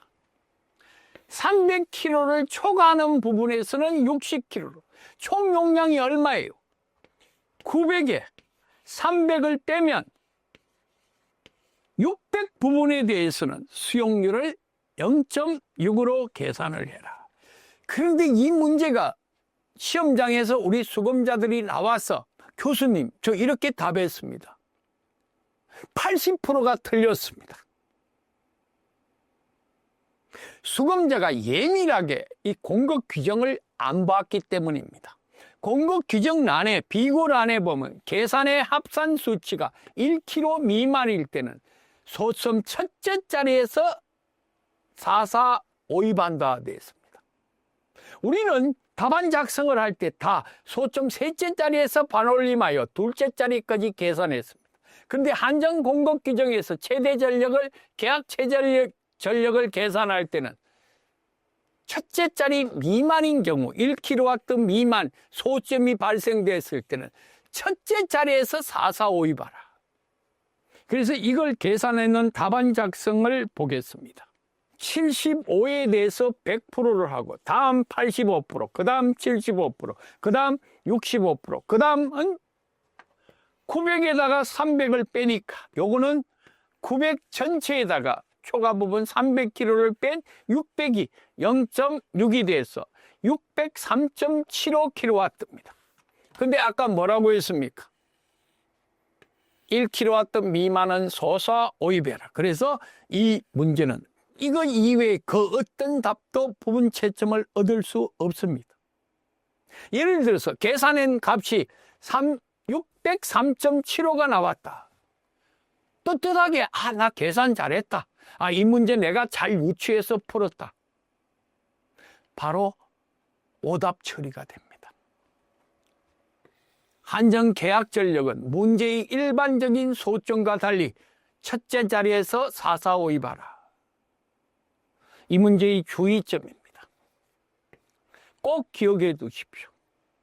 자, 다음 문제로 이어가겠습니다. 페이지 555페이지 15번 문제입니다. 이 문제도 산업기사나 공사기사에서 자주 출제되다가 전기기사는 2024년도 1회에 첫 선을 보였던 문제입니다.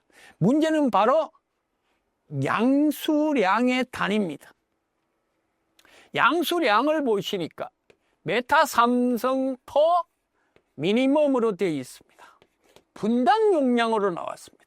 일반적으로 양수 펌프의 P는 2타분의 9.8 QHKA식으로 주어집니다. Q는 유량이고 H는 전체의 낙차입니다. K는 여유계수고 2타는 펌프 효율입니다. 근데 지금은 분당으로 나왔습니다. 이때는 메타 삼성 파세크입니다.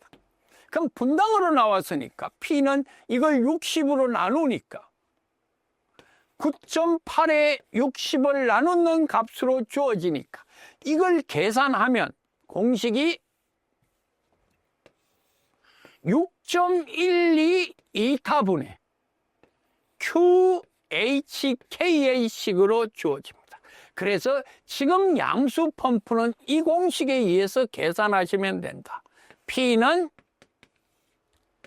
6.12 2타 펌프 효율이 82% 0.82 Q 유량이 18 H가 총 양정 높이가 25 곱하기 여유계수를 1.1로 줬다.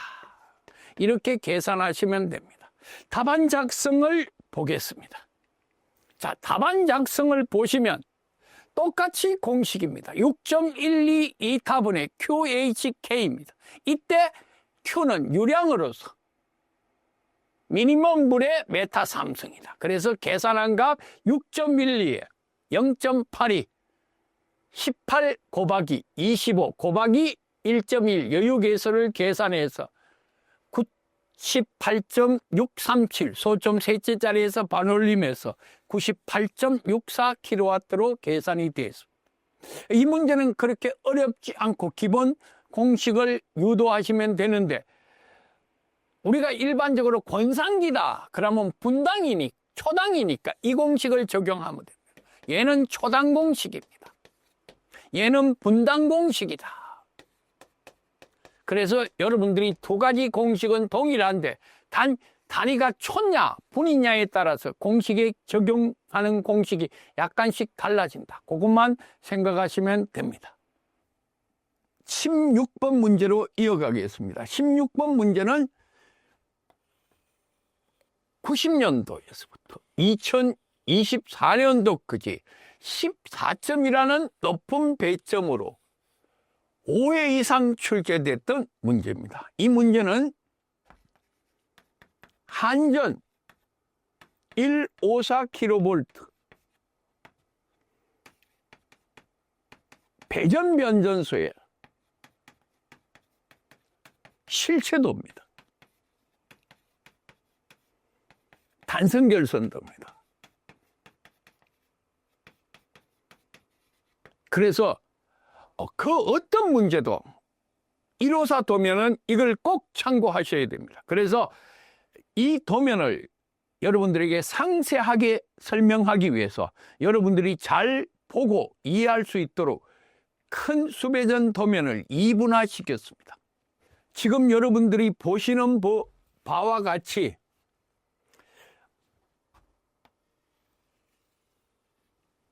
케이블 헤드로부터 달로기를 거쳐서 부하에 이르는 선로가 굉장히 복잡합니다.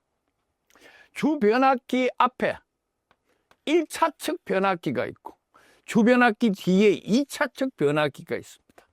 또 1차측 CT와 2차측 CT로 서로 연결하여 87번 비율 자동 계정기까지 연결되어 있는 복합 154 회로도입니다. 그래서 이 도면을 아까 말씀드렸는 대로 여러분들이 잘 보이고 상세하게 설명을 드리기 위해서 도면을 1차측 CT를 기준으로 2분화 시켰습니다. 그 2분화 시킨 도면을 보겠습니다. 1차측 CT, 요 CT를 기준으로 2분화 시켰습니다. 그럼 이 도면부터 상세하게 설명드리겠습니다. 154kV 한전 캐코 154 수배전 설비의 1차측 보호는 달로기로 되어 있습니다. DS. 여러분들 심벌을 보시면 요렇게 돼 있고, 이 달로기의 번호가 89번입니다. 달로기가 약호가 89번이고 심벌의 약호가 89번이고 약호는 DS입니다. 심벌 번호가 89번이라는 얘기고, 요거는 휴저가 없이 그냥 달로기 스위치 형태로만 되어 있습니다. 이 달로기는 전격 견압이 차단기, 전력용 휴즈와 동일합니다. 그래서 154kV급은 다 170kV로 사용이 됩니다. 두 번째 MOF입니다. 전력 수급용 계기용 변성기입니다. 이 안에는 CT와 PT가 같이 내장이 되어 있습니다. 그래서 CT는 대전류를 소전류로 변성하고, 또 PT는 고전압을 저전압으로 변성시켜줍니다. 그 옆에 달려있는 게 디맨드 메타, 최대 수요 전력기. 자, 그 바로 밑에 보시면 CPD라는 표현이 나옵니다. CPD, 용량성 계기용 변성기입니다. V2분의 V1에서 V2는 늘 우리 기본 기준인 110분의 루트 3분의 154입니다. 그래서 여러분들이 여기 보시면 110분의 루트 3분의 154 결산 보용 퓨즈가 있고, VS 전압계용 절안계폐기를 통해서 전압계의 전압을 측정하도록 되어 있습니다. 역시 또 달로기로 보호가 되어 있습니다. 이 달로기는 전격 전류 1200A, 1200A 동일한 걸로 썼습니다.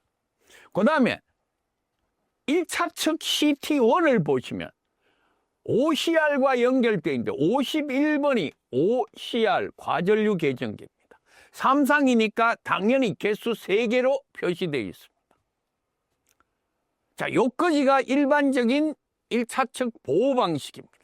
그 바로 밑에 이제 1차 측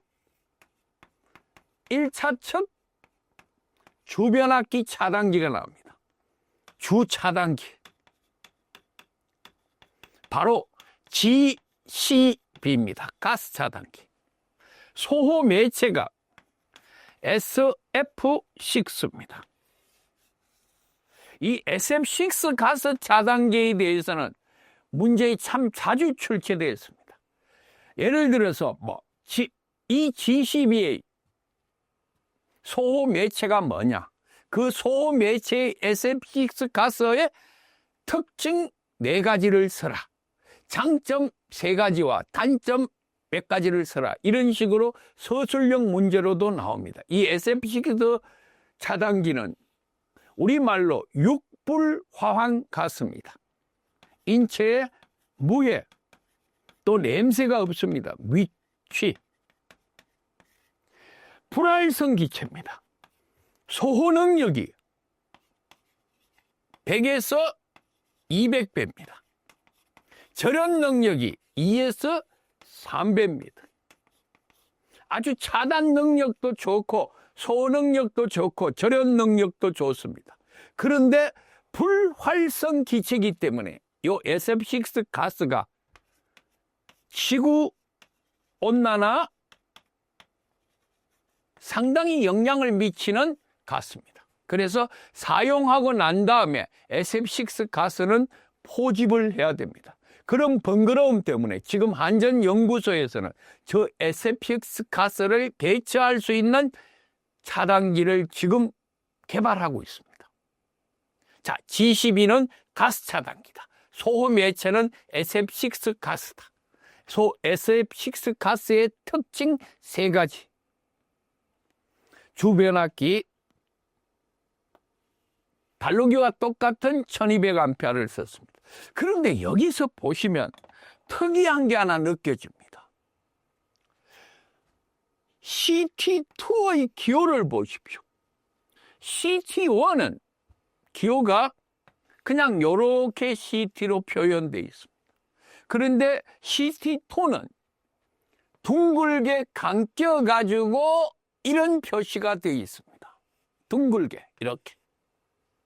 이게 부식형 변류기입니다. 자, 일반적인 CT1은 일반 CT의 심벌이고 CT2는 부식형 변류기다. 1호사에는 비율 자동 예정기의 전기를 연결하기 위해서, 선로를 연결하기 위해서 꼭 부식형 변류기를 1차 척에도 쓰고 2차 척에도 부식형 변류기를 씁니다. 그래서 여러분들이 보시는 CT2와 CT6는 다 부식형 변류기입니다. CT7도 마찬가지입니다. 부식형 변류기. CT5도 부식형 변류기.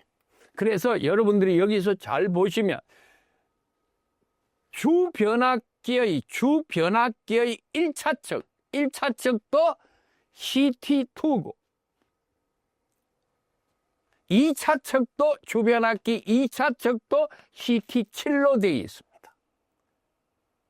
이 부분을 여러분들이 확실히 알아달라. 자, 다음 킬로와트 전력계, 킬로 VAR 무효 전력계, PF 영율계입니다. WH 전력 양계, AS 전류계용 절한 계폐기, 암페어 전류계 이런 식으로 되어 있고, 왼쪽으로 피레기가 피레기로 낙뢰 이한 보호 장치까지 되어 있습니다. 다시 연결돼서 이분화되어 있는 도면을 보시는데 변압기 1차 척이 델타 결선이고 2차 척이 Y 결선입니다. Y 결선 2차 척에 CT5가 연결이 되어 있고, 요 변압기의 1차 전격은 154고 2차 전격은 22900입니다. 주변압기의 퍼센트 임피던스는 8%라고 되어 있습니다. 자, 요거는 나중에 차단 용량, 이 차단 용량을 계산할 때 퍼센트 임피던스를 고려해야 됩니다. 그 다음에 여러분들이 보시면 이게 2차 척에 22900으로 변성하고 난 다음에 COS와 PT를 보십시오. 요게 COS는 100A짜리를 썼고 요 PT는 13200V에 2차 척은 110을 썼습니다. 요 13200도 22900에 루트 3을 나눈 값이고 2차 전압은 110V로 동일합니다. 아까 여러분들이 1차 척에 씻을 때 있는 CPD 용량성 계경 변압기도 154에다가 루트 3을 나눴습니다. 그래서 22900, 13200.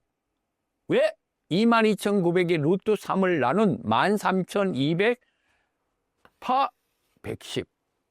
또 1차 척은 154를 루트 3으로 나눈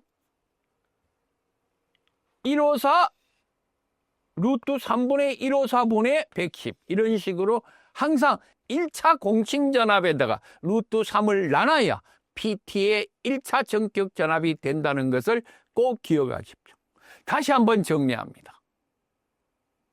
PT 1차 전압은 154일 때는 110분의 루트 3분의 15만 4천 볼트.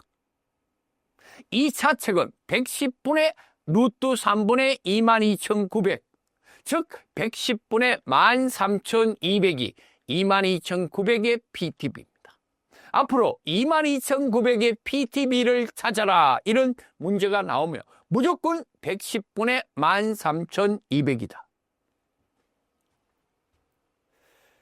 자, 여기에 역시 전력계, 무효전력계 다 연결이 되어 있고, 주차단기의 2차 측, 아까 1차 측은 G12를 썼습니다. 2차 측은 52를 썼습니다. 유입 차단기를 사용했습니다. 그러면 여기서도 문제가 나올 수 있습니다. 유입 차단기에 내장되어 있는 절연유의 특성 3가지를 써라. 점성 부분, 산도 부분, 이런 부분에 대해서 나중에 서술형 문제가 나오면 다시 한번 설명드리겠습니다. 지금은 서술형까지 하면 이 도면 해설이 너무 복잡해지니까 그건 다시 한번 72의 특징이라든가 52의 특징에 대해서는 다시 한번 따로 설명을 드리겠습니다. 좀 거시적인 시각으로 이 154 한전 수배전 설비, 또 우리 전기기사 실기에 가장 많이 출제되고 있는 154의 표준 결선도, 이 부분에 대한 중요 절차를 한 번만 더 요약해서 설명드리겠습니다. 1차 측 CPT는 CPD를 쓴다. 변류기는 일반적인 변류기와 달리 비율 차동 계정기에 가는 변류기는 다 부식형 변류기를 쓴다. 이 비율 차동 계정기는 여러분들이 보시는 바와 같이 1차 측과 2차 측으로 연결되어 있습니다. 1차 측 CT는 CT2고 2차 측 CT는 1차 측 CT2를 통해서 들어오고 2차 측은 CT7에 의해서 들어오고 있습니다. 그런데 여기서 중요한 것은 1차 측 변압기가 델타 결선이므로 2차 측 변압기를 보시면 Y 결선입니다. 여기서 더 중요한 것이 비율 차동 계정기는 1차 측이 델타일 때는 Y 결선이 됩니다. 2차 측이 Y일 때는 반드시 델타 결선을 해줘야 됩니다. 주변압기의 결선과 비율 차동 계정기의 결선이 반대로 되어 있습니다. 델타일 때는 Y, Y일 때는 델타. 위상차를 보정하기 위해서입니다. 우리가 일반적으로 단답 시험 문제, 기사나 산업기사에서 주변압기 1차 측이 Y델타 결선이다. 비율 차동 계정기의 결선은 반대로만 해주면 됩니다. 델타이면 Y, Y이면 델타. 델타이면 Y, Y이면 델타. 주의할 것은 델타 결선을 할 때 이렇게 들어가는 전류는 반드시 루트 3배를 해줘야 상전류와 선전류의 관계를 반드시 해줘야 돼. 무조건 루트 3배를 해서 선전류에 흐르는 전류를 계산해 줘야 된다. 이 부분도 꼭 기억해 주십시오. 자, 다시 한번 말씀드리겠습니다. 비율 차동기 1차 측은 부식형 변류기를 써서 주변압기 결선과 반대되는 결선으로 해줘야 되고 2차 측도 부식형 변류기를 통해서 주변압기와 반대되는 결선을 해줘야 됩니다. 지금 이 도면은 주변압기가 1차 측이 델타고 2차가 Y입니다. 1차 측 델타니까 비율 차동 계정기는 Y로 하고 2차 측이 Y이므로 비율 차동 계정기 결선은 델타로 하되 델타 결선일 때는 선전류로 계산해야 됩니다. 반드시 루트 3배를 해준다는 것은 우리 수검자 여러분들이 기억해서 지워서는 절대 안 되는 아주 중요한 내용입니다. 그럼 왜 비율 차동 계정기의 결선이 주변압기와 반대로 결선하느냐? 위상차를 서로 보존하기 위해서입니다. 자, 1번 지문입니다. 변압기 2차 부하 설비 용량이 51MVA입니다. 수용률이 70%, 보화율이 90%일 때 표준 변압기 용량을 찾아서 단상 표준 변압기 용량표에 의하여 선정하라. 변압기 용량. 여기서는 뭐 주변압기니까 주변압기 용량은 기본 공식이 설, 수, 역, 부, 효입니다. 요 공식은 꼭 기억해라. 그리고 이제 단답일 때 1 플러스 여유율 또는 1 플러스 손실 이런 것들을 고려해 줘야 된다. 지금 문제는 상관이 없습니다만 단순형 문제로 나올 때 꼭 이 부분이 있는가 없는가를 지문 조건을 확인해라. 아무 말이 없으면 그냥 이것으로 하면 되는데 지문에 이런 조건이 나와 있을 때는 꼭 1 플러스 여유율과 손실률을 계산해 줘라. 지금 이 문제는 역률불이 안 나와 있습니다. 0.9분에 설비 용량이 51, 당연히 단위는 메가와트입니다. 메가와트지 MVA가 아닙니다. 그걸 꼭 기억하시고 0.7. 무슨 말이냐면 킬로와트에다가 PF, 역률을 나눠줘야 이 단위가 KVA로 나눠집니다. 만약에 메가와트면 역률을 나누면 당연히 MVA로 바뀌어집니다. 이게 바로 계산값입니다. 그래서 산실을 계산했는 내용을 점검하겠습니다. 설비 용량 곱하기 수용률, 역률, 여기서는 효율도 없고 부덕률이 없기 때문에 우리는 구태여 그 부분에 대해서 적을 필요가 없으니까 50 곱하기 0.7 나누기 0.9를 해서 39.666이 나왔습니다. 그래서 소점 셋째 자리에서 반올림하면 39.67MVA인데 표준 변압기 용량을 선정하니까 40MVA입니다.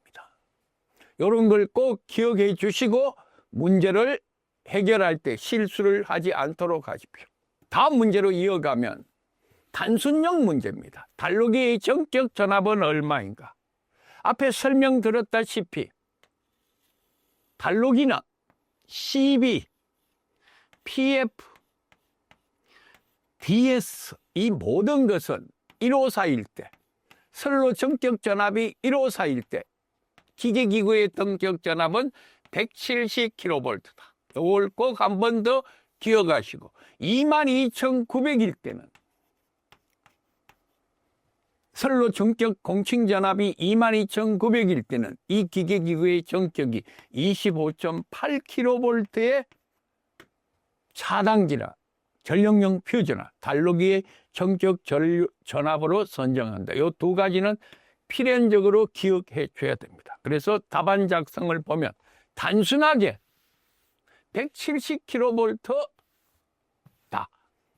괄호 열고 차단기나 단로기, 전력용 퓨즈 모두가 170으로 선택한다. 이렇게 답안 작성이 되어 있습니다. 다음 문제로 이어가겠습니다. 자, 다음 문제를 보시면 CT1의 변류기가 얼마인가를 선정하다. 단 1번 조건에서 계산했는 표준 변압기를 기준으로 하라. 여유율은 1.25배로 계산한다. 자, CTB. 항상 생각하십시오. 전부하 전격 전류야. 지문에서 또는 조건에서 나와 있는 여유율. 지금은 여유율을 1.25배로 한다. 1.25배. 표준 용량을 선정해야 됩니다. 표준 용량은 요 근래에 대부분 다 표준표를 줍니다. 2차는 5A, 1차가 200, 400, 600, 800, 1200, 1500입니다. 그런데 여기서 1000 이하의 값은 계산한 값, 즉 상근의 값으로 계산하면 됩니다. 그런데 1000 넘어가서부터는 근사치, 너무 크니까 근사치에 가까운 CT를 선정한다. 예를 들어서 1050이 나왔다. 그럼 1500으로 하기에는 갭이 너무 큽니다. 그래서 5대 1200으로 선정한다. 이런 부분을 좀 기억해 주십시오. 만약에 440이 나왔다. 이런 경우는 직상근인 5대 600으로 선정하시면 됩니다. 근데 1000 넘어갈 때는 직상근으로 하기에는 갭이 너무 크니까 근사치 CT로 선정하는 것이 일반적 방식이다. 이 부분은 한전 1호사 표준변압 변전소에도 그렇게 적용을 시켜뒀습니다. 참고로 해주시면 됩니다. 그러면 1차 전보와 전격 전류를 찾으니까 루트 3분의 1차 전압 154입니다. 근데 문제에서 1번에서 구한 표준 변압기 아까 40MVA였습니다. 10의 3성. 이거에 1.25배. 이렇게 계산하시면 답안의 내용에 만족한 해석이 됩니다. 그래서 답안 작성을 보시겠습니다. 자, 답안 작성을 보시면 1차 전격 전류 I1은 루트 3V분의 PA 계산한 값이 아까 1에서 구한 변압기 용량을 기준으로 하라 했습니다. 149.96입니다. 여유 배수를 적용해서 149.96에 1.25배를 하니까 187.5A, 즉 상근의 값은 200입니다. 그래서 5대 200으로 하라. 자, 그렇다면 이런 조건에서 만약에 2차 측 CT를 찾아라. I2를 찾는다면 루트 3분의 2차 측이 얼마입니까? 22,900입니다. 용량은 40MVA로 동력합니다. 역시 1.25배를 계산하시면 됩니다. 요거는 2차 측 CT입니다. 이게 1260A 정도가 나옵니다. 그래서 5대 직상근은 너무 크니까 근사 규격인 5대 1200으로 선정하는 게 기본 원칙입니다. 다음 문제로 이어가겠습니다. 52의 전격 차단 전류가 23kg일 때 이 차단기의 차단 용량은 얼마인가? 차단 용량. 삼상인 경우에 상계수 루트 3을 곱하고 전격 전압 곱하기 전격 차간 전류입니다.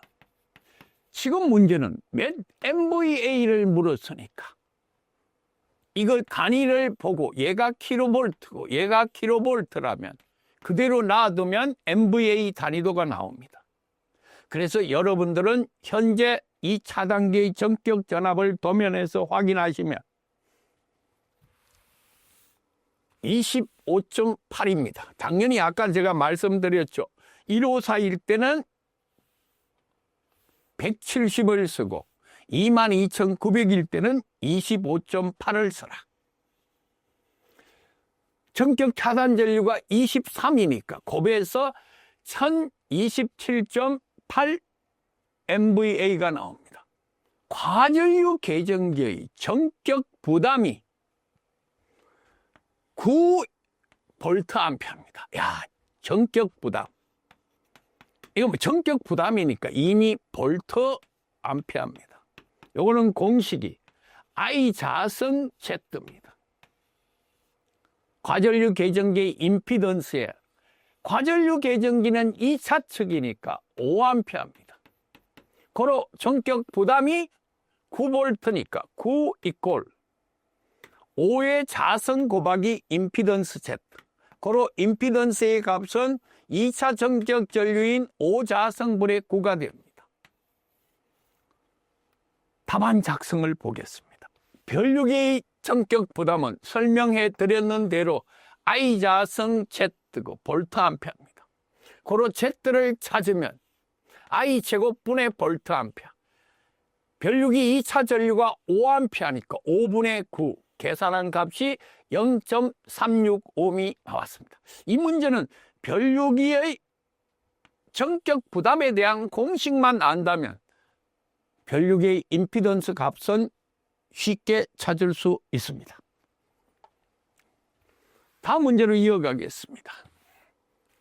지문이 14점이나 배점이 14점이므로 지문이 상당히 긴 그런 유형의 문제고 내용이 아주 디테일하게 도면을 파악해야 될 문제입니다. 자, 문제를 읽어보시면 CT7의 전격 전류가 600이라고 가정을 줬습니다. 아까 우리가 예를 들어 계산한 값은 1200 정도였습니다.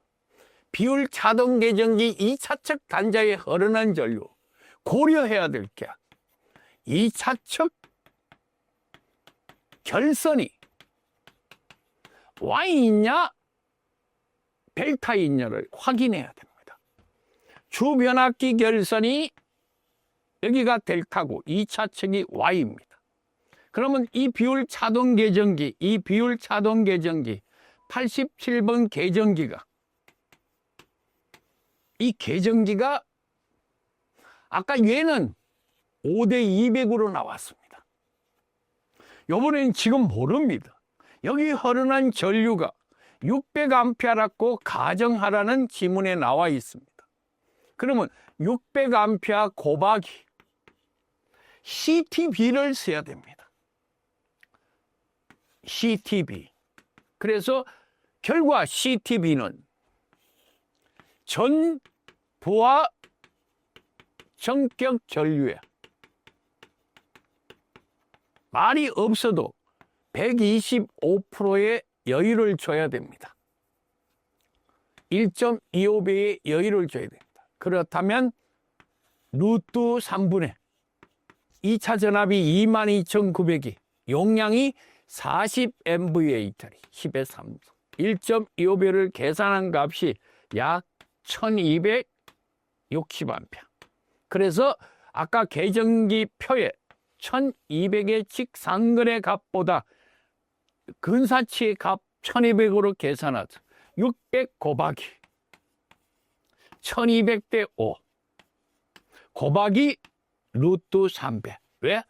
델타 결선이니까 루트 3배 해라. 꼭 요 델타 Y를 확인하고 델타 결선일 때는 루트 3배를 해줘야 된다. 요 부분도 여러분들이 꼭 인식을 하고 문제 해결을 해야 됩니다. 풀이를 보겠습니다. 이 문제는 이미 지문에 2차측 CTB를 1200대 5라고 해놨습니다.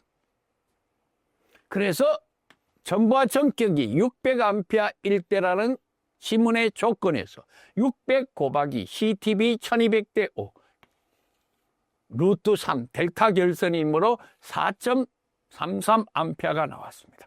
그래서 지문 해석에 보면 주변압기가 Y결선이므로 비율 차동 계정기 2차측은 델타 결선을 하므로 루트 3배를 한다. 해설이 아주 상세하게 잘 되어 있습니다. 이어 17번 문제로 이어가겠습니다. 17번 문제는 배점이 5점입니다. 근데 요즘 자주 출제되고 있는 UPS에 관한 설명입니다. 우선 UPS에 관한 내용을 여러분들에게 좀 각인시키고 난 다음에 이 문제에 디테일한 해설을 해드리겠습니다. 상용전원, 한전전원입니다. 그 다음에 여기에 예비전원. 요즘은 이 예비전원이 다 UPS, 무정전 전원 공급 장치입니다. 한전은 전원은 다 캐코, 한전으로부터 전력이 공급되는 전류. 일반적으로 케이블 헤드를 통해서 DS, PF, MOF, 디맨드 매트, 바매트, 또 바로 비율 차등 계정기 CT1,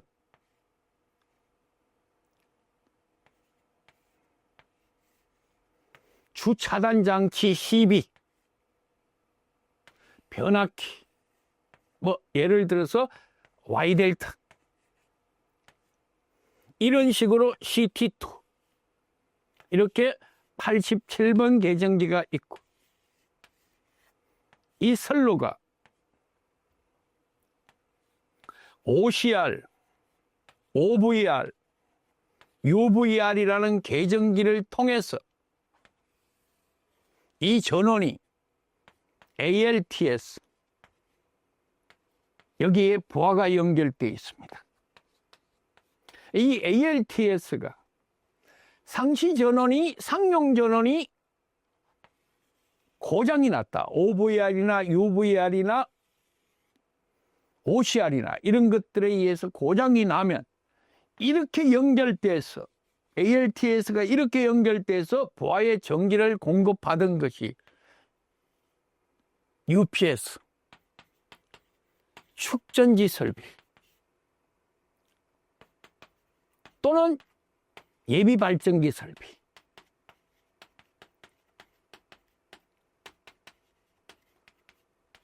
통해서 예비전원으로 공급이 되어 갑니다. 그럼 이 단자에서 한전전원이 정전되면 ALTS가 자동으로 예비전원으로 연결이 됨으로써 이 부하에는 무정전 전력을 공급합니다. 이런 것들이 UPS의 무정전 전원 공급 장치의 축전지 설비나 비상발전 설비, 비상예비발전 설비, 이런 발전기 용량을 계산하라. 축전지의 충전 방식이 어떤 게 있느냐, 이 축전지에 흐르는 충전 전류는 얼마인가. 특히 지금 19번 같은 문제는 충전 전류를 묻는 문제가 출제되고 있습니다. 그래서 이 부분이 자주 출제되고 있으니까 이 시스템을 잘 보시라는 얘기입니다. 이 시스템 중에서 UPS 2차 측에서 단락사고가 발생되었을 때 UPS와 고장 회로를 분리하는 방법 3가지를 쓰라. 이건 이제 UPS에 대한 단순 서술형 문제입니다. 답안 작성을 보겠습니다. 배선용 차단기 NFV에 의한 방법. NFV 용량을 예를 들어서 16A짜리를 썼다, 63A짜리를 썼다, 이상이 생겼을 때 바로 차단이 되는 배선용 차단기에 의한 방식. 다음, 속단 전류, 과전류가 생겼을 때 빨리 차단되는 속단 전류에 의한 방법. 속단 퓨즈, 퓨즈에 의한 방법. 다음, 반도체 차단기에 의한 방법. 반도체 차단기에 의한 방법. 이 3가지 방식이 바로 UPS 2차 측 단락이 생겼을 때 그 UPS를 고장 회로로부터 분리하는 3가지 방식이다. 이건 자주는 출제 안 됐습니다만 여러분들이 꼭 기억하고 다음에 다시 출제될 수 있는 서술형 유형이다. 출제를 보시면 딱 2번 출제됐습니다. 그리고 배점도 크게 높지 않는 서술형입니다. 이 같은 경우에는 하나에 1점씩 2개 맞으면 2점 풀입니다. 3개 맞아야 5점의 점수를 줍니다. 하나 맞으면 1점입니다. 그래서 이걸 뭐 3가지 중에서 2개 맞으면 2.5점이니 3.5점이지 그런 생각은 안 하셔야 됩니다.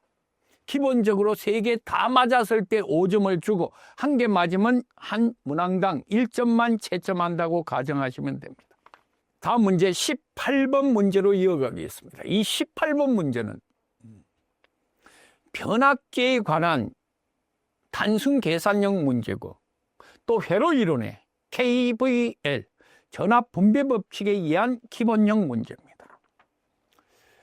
변압기 1차 전격 전압이 3500V, 2차가 100V.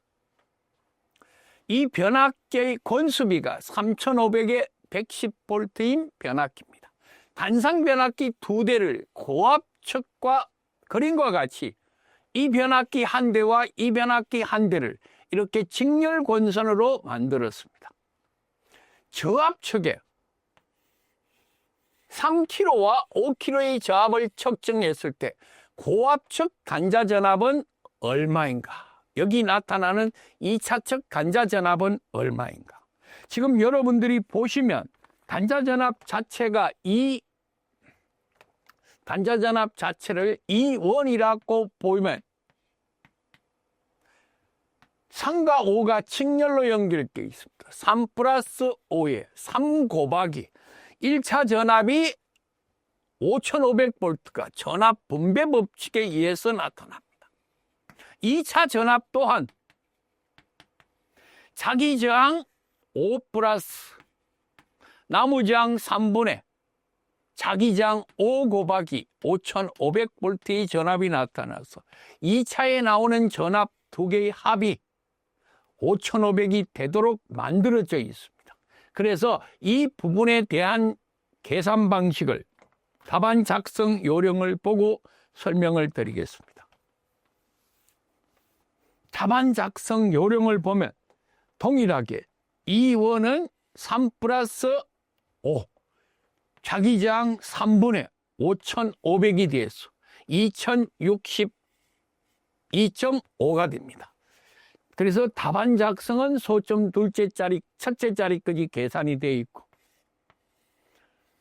참고로 2차 전압 또한 자기저항 5에 관한 용량으로 전압으로 개선돼서 전압 분배 법칙, 이거와 이걸 합하면 5500V의 전압이 나온다. 그렇게 설명이 되어 있습니다. 그래서 18번 문제는 배점 6점은 너무 과한 점수입니다. 그래서 실제적으로 이렇게 출제되면 수급자 입장에서 쉬운 문제의 배점이 높으니까 땡큐 감사하는 그런 문제입니다. 2024년 제1회 마지막 19번 문제로 이어가겠습니다. 연축전지 용량이 200Ah, 상시 부하가 10kW, 표준부하 100V일 때 부동 충전 방식에 대한 충전 전류를 찾아라. 자, 2차 충전 전류는 축전지 전류 플러스 상시 부하 전류. 축전지는 여러분들이 생각을 해야 됩니다. 납축전지인가, 즉 연축전지인가, 또는 알카리 축전지인가. 납축전지는 10Ah고 알카리 축전지는 5Ah고, 요건 단위당 2V, 요거는 1.2V. 단답에 나왔을 때 다시 한번 설명을 드리겠습니다. 그럼 축전지 전류 200A입니다. 10이니까 연축전지니까 10 아워하고 아워를 날아가면 암페어가 나옵니다. 플러스 상시부하 10kg 10 곱하기 10의 3성 표준 전압 100 이렇게 계산하시면 축전지 전류가 나옵니다. 그래서 2차 충전 전류는 축전지 전류 플러스 상시 부하 전류다. 답안 작성을 보시면 충전 전류는 축전지 전류 플러스 상시 부하 전류입니다. 200A의 연축전지, 단위당 알카리는 5, 연축전지는 10Ah입니다. 그래서 10분의 200. 상시 부하 전류는 킬로와트니까 볼트 킬로와트 단위로 꽂히고 사용전압 100을 나누니까 이게 바로 상시부하 전류입니다. 그래서 120A의 답을 얻을 수 있었습니다. 이것으로 2024년 1회 문제를 마무리하겠습니다. 근데 1회 문제는 여러분들이 아까 보셨는 154 단독 수전 설비 문제가 14점으로 나왔고 앞에 시퀀스의 부분이 좀 점수 배점이 있었습니다. 그래서 이 문제 같은 경우는 무난히 60에서 80점대 초반까지 점수를 얻을 수 있다고 판단합니다.